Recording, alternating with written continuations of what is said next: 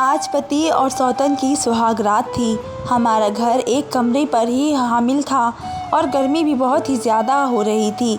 मजबूरन मुझे भी अंदर ही फ्रेश होना सोना पड़ा और वे दोनों, मेरे पति और सौतन, बेड पर मेरे सामने ही सारी रात। हम बिस्तरी इंसान की फितरत होती है और कि वह किसी चीज़ को हासिल करने के लिए इंतहा मेहनत करता है, अपने आराम सुकून इसलिए उसके लिए सिर्फ कर देता है। लेकिन वे चीज़ सब इसे हासिल हो जाती है तो कुछ अरसे के बाद इसे बेजार हो जाता है। वे फिर से किसी नई के लिए मुंह मारना शुरू कर देता है। ये मर्द भी कितनी फितरत होती है कि वे किसी एक औरत के लिए पागल हुआ जाता है, लेकिन जब वो खातून उसे मिल जाती है तो कुछ अरसे तो ये मोहब्बत परवाना चढ़ती है। फिर एक वक्त आता है जब वो इसी खातून जिसके बगैर वो ज़िंदगी का तसव्वुर तक नहीं करता था, उससे बेजार होना शुरू हो जाता है। वो खातून जिसके हुस्न के सामने वो चंद सितारों के हुस्न को मानीत ख़राब देता है और फिर कुछ ही वक्त बाद वे किसी और को चांद के सितारों से तस्बीह देने निकल पड़ता है। और एक औरत न चाहते हुए भी ये सब बर्दाश्त करती है। उसके लिए सौतन को बर्दाश्त करना अपने दिल को मारना होता है। हमारे मशवरे में एक औरत शादी के बाद वो सब कुछ झेलती है, शायद वो सब इनसे कभी सोचा भी नहीं होता। शादी के बाद औरत अपनी जगह, अपने पति, अपने बच्चों और दूसरे के मुताबिक जीने लगती है। औरत का सबसे बड़ा सहारा ही उसका पति होता है और अगर वही इससे बेवफाई करे तो औरत टूट कर रह जाती है। उसके अलावा वे ख़वातीन को आए रोज़ तलाक की धमकी दी जाती है, जिससे खौफ ज़्यादा होकर सब कुछ बर्दाश्त करने पर मजबूर हो जाती है। इनको ज़िंदगी की हर बुनियादी सिमारा से महरूम रखा जाता है। मर्द को एक से ज़्यादा 4 तक शादियाँ करने की इजाज़त इस सूरत में दी गई है जब वे उनके दरमियान बराबरी और इंसाफ कर सके, जिसके लिए ज़रूरी है कि वे दूसरी शादी के लिए जिस्मानी और माली ताकत रखता हो और इसमें बीवी के दरमियान बराबरी करने की अहलिया हो। लिहाजा अगर किसी शख्स में जिस्मानी या माली ताकत नहीं है या इसे खौफ है कि वह दूसरी शादी के बाद बराबर ही ना कर सकेगा तो उसके लिए दूसरी शादी करना जायज़ नहीं।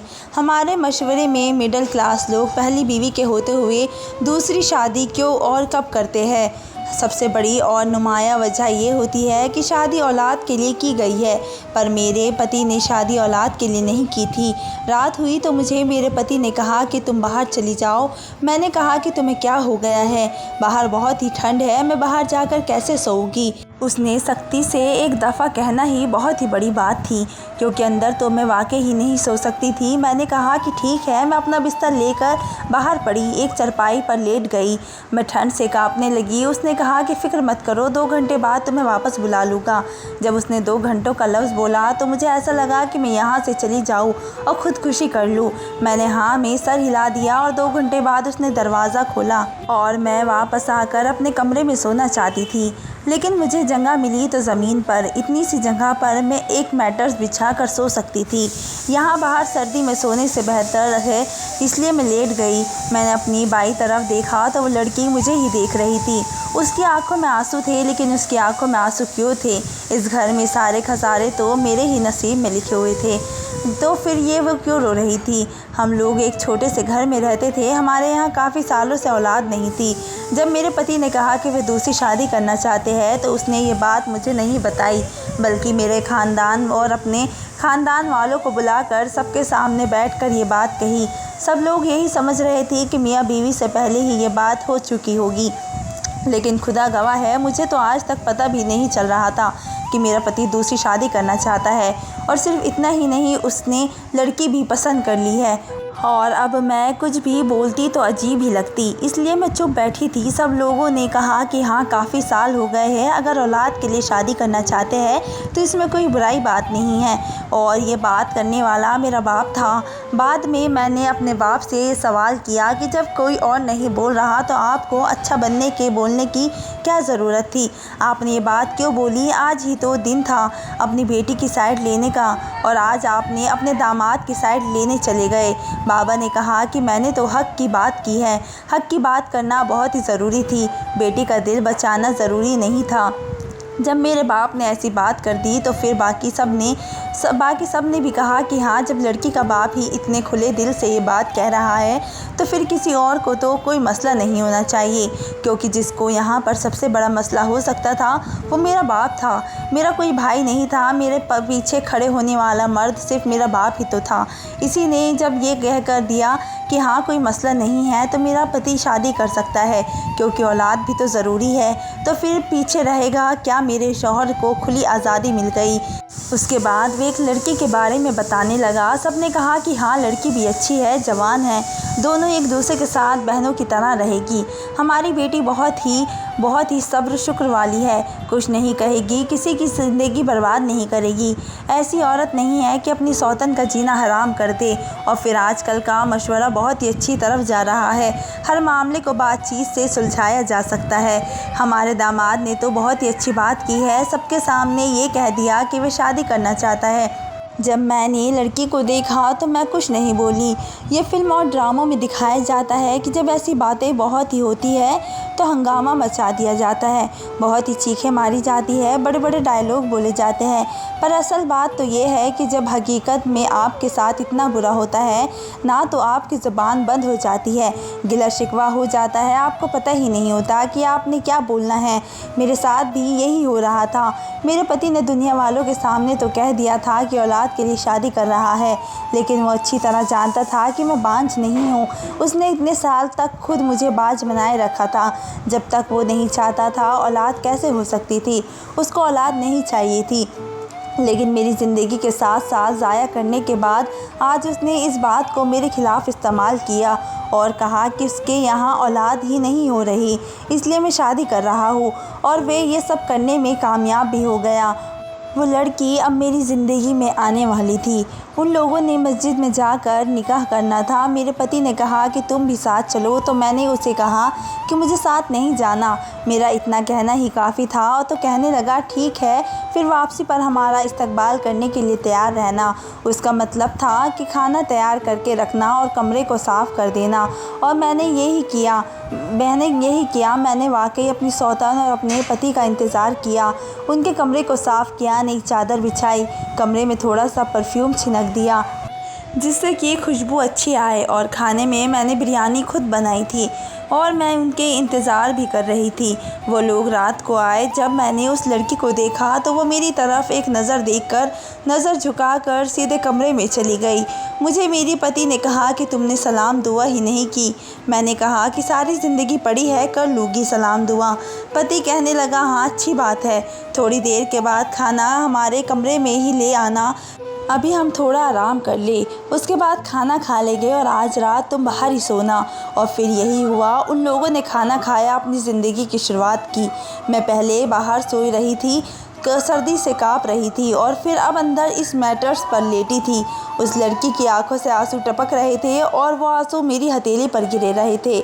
मैं उसके आंसू को देखकर यह सोच रही थी कि ये क्यों रो रही है, उसको तो खुश होना चाहिए। ये तो मेरी ज़िंदगी की कहानी को खुद रोना चाहे।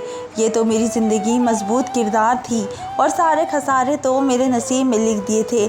आज मेरा पति, मेरा कमरा, यहाँ तक कि मेरा सब कुछ उसका हो गया था। मेरे पास क्या रह गया था? ज़मीन पर ये थोड़ी सी जगह और इस घर के ढेर सारे काम जो सिर्फ मुझे ही करने थे।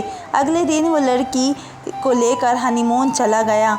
मुझे याद है जब मैंने उससे कहा था कि हम भी हनीमून पर जाते हैं तो उसने कहा था कि नहीं, मेरे पास इतने पैसे नहीं हैं। और आज इस गरीबी की दौर में इसने हनीमून पर जाने के पैसे निकाल लिए थे। वो लोग 2 दिन के बाद वापस आ गए। इन 2 दिनों में मेरे पास बहुत सारे रिश्तेदार आए और यही वही रिश्तेदार थे जो शादी वाली बात पर मेरे पति का साथ दे रहे थे और अब कह रहे थे कि आपके साथ बहुत ही बुरा हुआ है। मैंने भी उनको कह दिया कि कुछ बुरा नहीं हुआ। मैं वो पहली औरत नहीं हूँ जिसके पति ने दूसरी शादी कर ली है और ना ही वह पहली औरत है जो कि एक ही घर में अपनी सौतन के साथ रहेगी।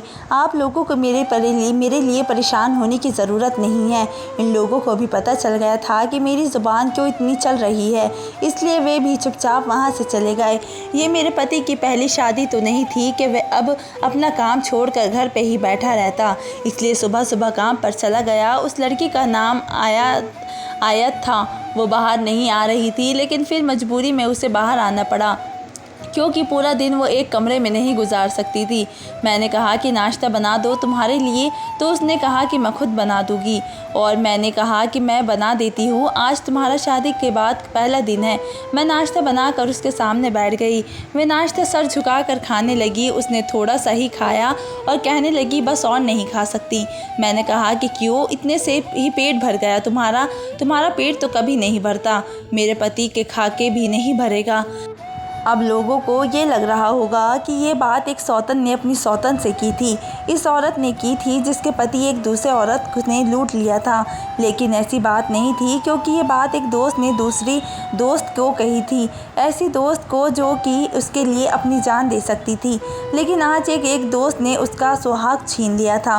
भाई कहते थे ना कि तुम अकरम को तो फिर से ये सब करने का ख्याल है, तुम्हें कैसे आ गया। सच कहते हैं, जिस पर सबसे ज़्यादा भरोसा होता है वही भरोसा तोड़ता है। सारी दुनिया के बारे में मैं ये सोच सकती थी कि वे मुझसे मेरे पति को छीन सकता है, लेकिन मैं तुम्हारे बारे में ऐसा नहीं सोचती थी कि तुम मेरे पति को छीनोगी।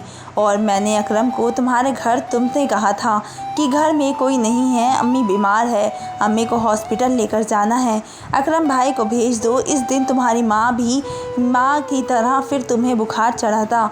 बताओ, अब तो बुखार उतर गया होगा, फिक्र नहीं करो, आहिस्ता आहिस्ता उतरेगा बुखार, बिल्कुल ठीक हो जाओगी। मैंने ये अल्फाज क्या बोले, वो रोती हुई वहाँ से चली गई।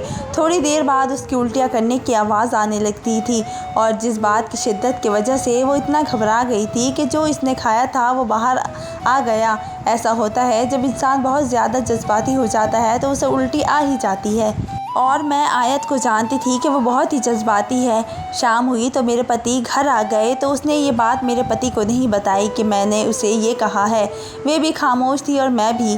फिर कुछ दिन इसी तरह से गुजर गए। वो मेरे सामने नहीं आती थी, कमरे से तब निकलती थी जब मेरा पति आ जाता था, क्योंकि जब वो मेरे सामने आती थी तो उसे डर लगता था कि मैं उसे कोई ना कोई बात कह दूँगी।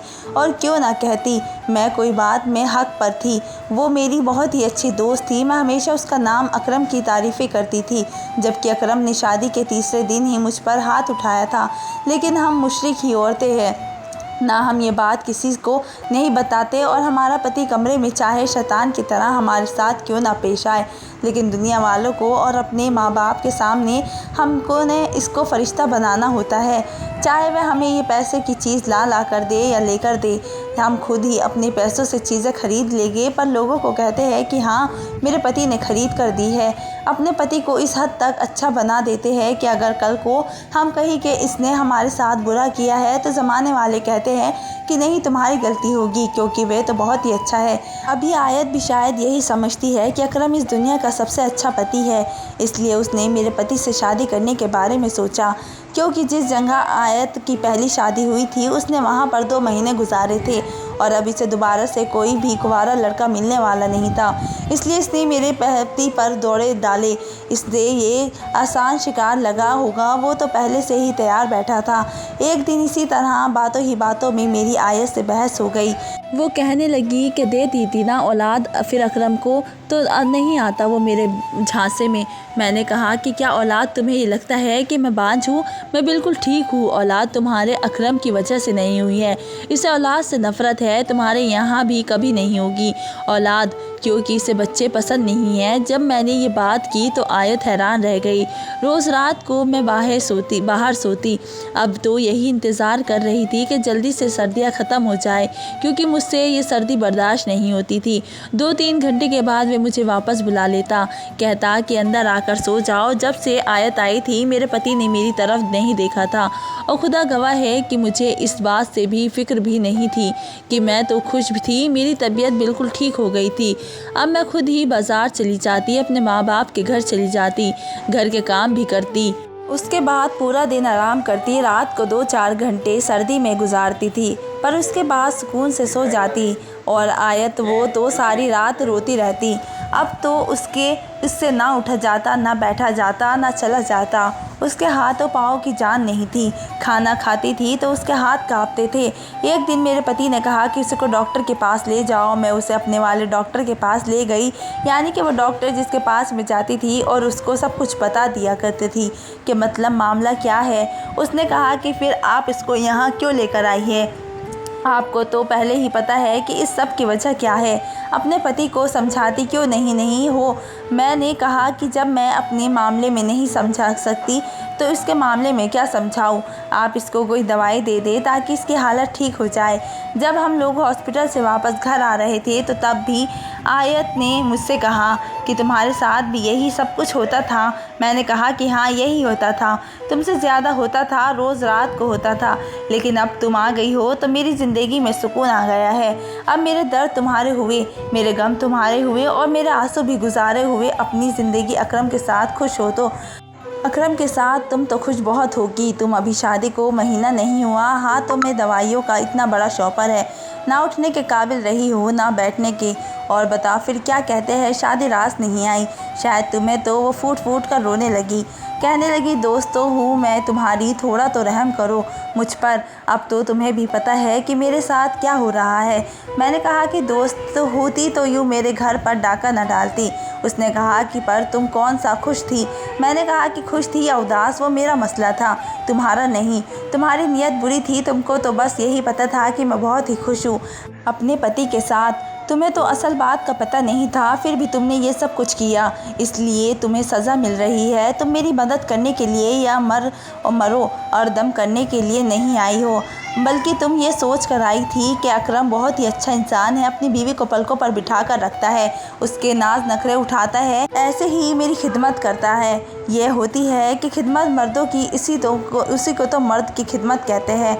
अब कराओ दिन में रात दिन खिदमत। हमारा घर आ गया तो मैं रिक्शे वाले को पैसे देकर फ़ौरन वापस आ गई, लेकिन वो शायद थोड़ी देर बैठकर रोती रही। फिर मेरी मरी हुई से चाल चलती हुई ऊपर वाले फ्लैट में आ गई, क्योंकि हम एक छोटे से फ्लैट में रहते थे। उसकी सीढ़ियाँ चढ़ना भी उसे बहुत ही मुश्किल था। वो कदम भी ऐसे उठाती थी जैसे टांगें ही टूट गई हो, लेकिन मैं क्या कर सकती थी। मेरा पति आजकल बहुत ही खुश था, उसकी ज़िंदगी बहुत ही अच्छी जा रही थी। मैंने अपने पति के साथ 7 साल गुजारे थे और अभी यहाँ तो 1.5 महीना में ही बस हो गई थी।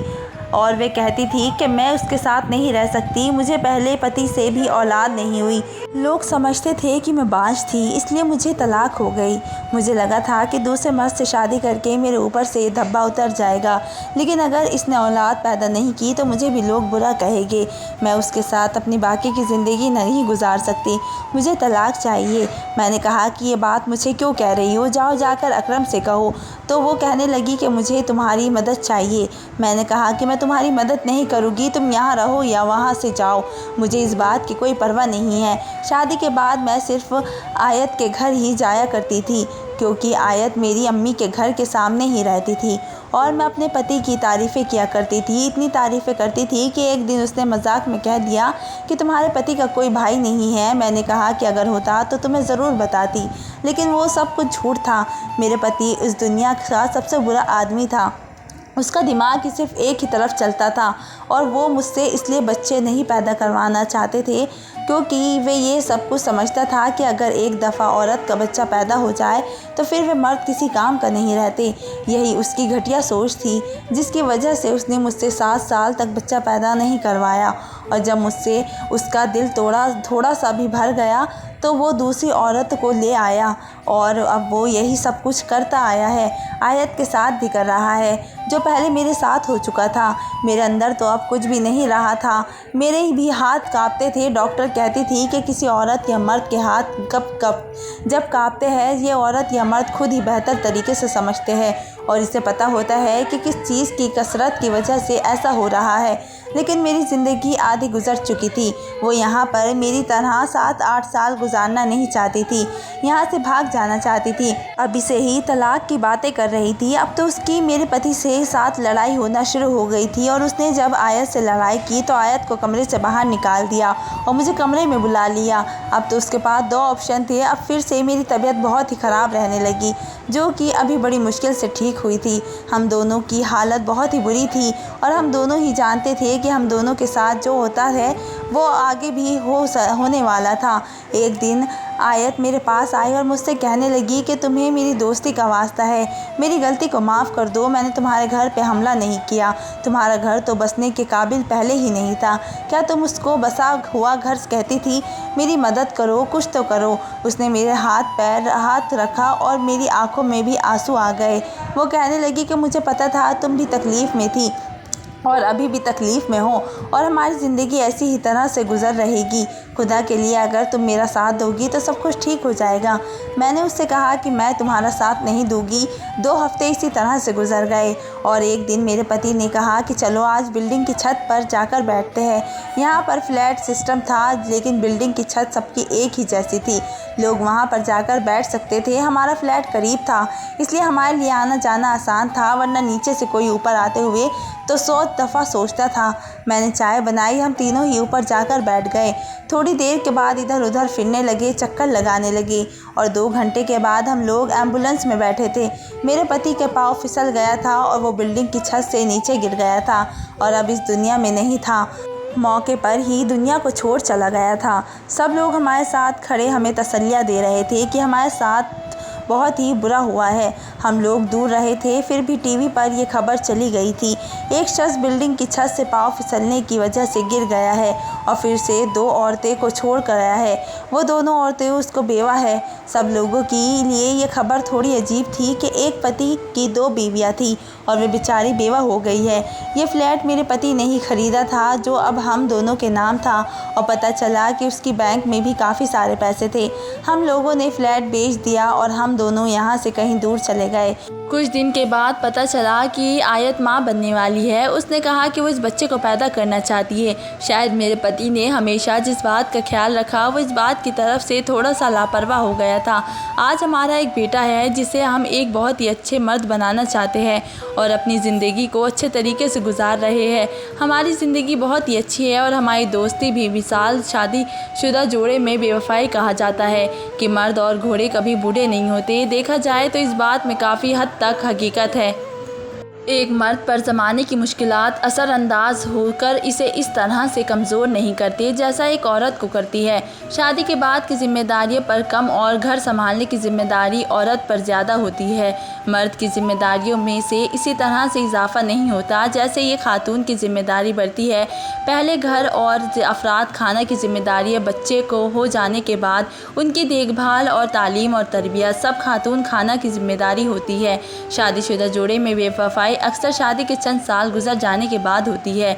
40-45 की उम्र को पहुंचने तक औरत की जिम्मेदारी 2 गुना हो चुकी होती है, जबकि मर्द किसी हद तक सेटल हो चुका होता है। इस पर काम और जिम्मेदारी का बोझ इतना नहीं होता जितना उसके शरीक याद पर होता है। बीवी 10 से 15 साल में अपनी उम्र से बड़ी हो जाती है, जबकि मर्द फिर से जवान होना शुरू होता है। बीवी उम्र में बढ़ने के साथ अपने बच्चों और सामाजिक मामलात में मसरूफ़ होती चली जाती है। कुछ टीवी शोज़ और मोबाइल फ़ोन पर पूरी कर देता है। अक्सर यह अपने पति के साथ इसी तरह के जज्बाती या रूमानी ताल्लुकात कायम नहीं रख पाती जैसा पति बहुत ही चाहते करते हैं, और नतीजा ये निकलता है कि मर्द दूसरी ख़वातीन की तरफ राग़बता हो जाता है। शादी के बाद अपनी शारीरिक हयात से किसी को भी मज़े और माश में इंतहा नापसंदीदा माना जाता है। धन्यवाद दोस्तों। स्टोरी पसंद आई हो तो लाइक करें, कमेंट करें, शेयर करें और हमारे चैनल को सब्सक्राइब करें।